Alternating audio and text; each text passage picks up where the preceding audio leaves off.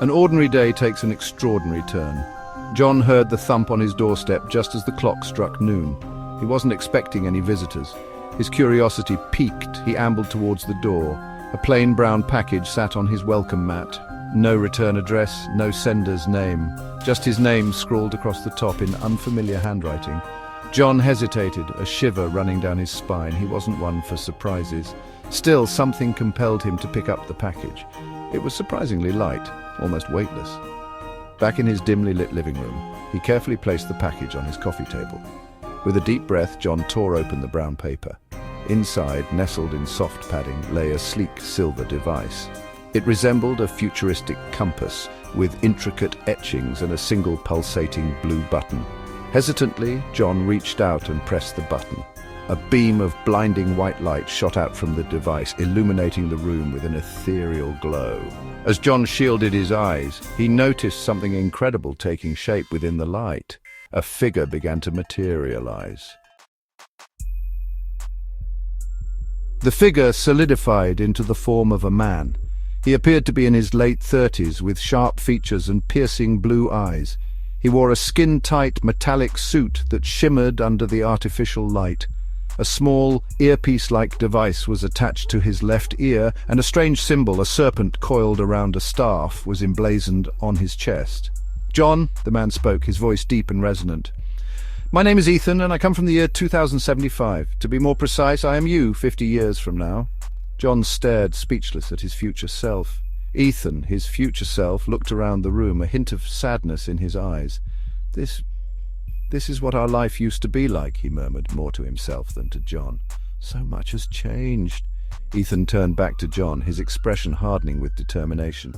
"I don't have much time, John. The fate of our future, your future, hangs in the balance, and you are the only one who can change it."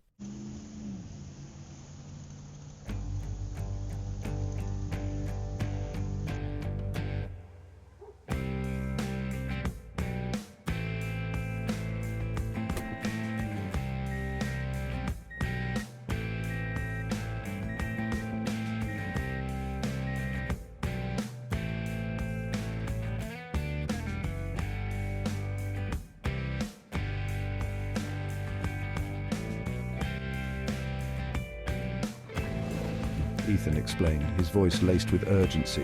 "Information, transportation, even our thoughts. They manipulate the grid, censoring any dissent and shaping the world in their image." "But how?" John finally managed to stammer, his mind reeling from the revelations. "Why would they do this?" Ethan's eyes narrowed. "Because knowledge is power, John, and they fear the truth. A truth that has been buried, erased from the grid. A truth that I am risking everything to reveal to you." Ethan's words were interrupted by a sudden burst of static from his earpiece. He winced, clutching his head. "They're onto me, John. I don't have much time." Ethan took a deep breath, his holographic form flickering slightly. He reached into his suit and pulled out a small metallic sphere. "This contains the key to exposing the consortium, to breaking their control over the grid." He held out the sphere towards John. "You need to get this information to the right people, John, people who still remember the freedom we've lost, people who can fight back." John hesitated, his life as he knew it was gone. In its place lay a terrifying responsibility, a chance to change the future that seemed both exhilarating and utterly terrifying. As he reached out to take the sphere, Ethan's form flickered violently. "The choice is yours, John." Ethan's voice was faint, distorted. "Remember!" And then, just as suddenly as he appeared, Ethan was gone. The light faded, leaving John alone in his silent living room, clutching the metallic sphere. The only evidence of Ethan's visit was a faint humming sound emanating from the sphere in his hand, a sound that seemed to whisper of a future yet to be written. What would you do if you were in John's shoes? Would you accept the responsibility thrust upon you, or would you turn away from the daunting task of reshaping the future? The answer, dear reader, lies within you.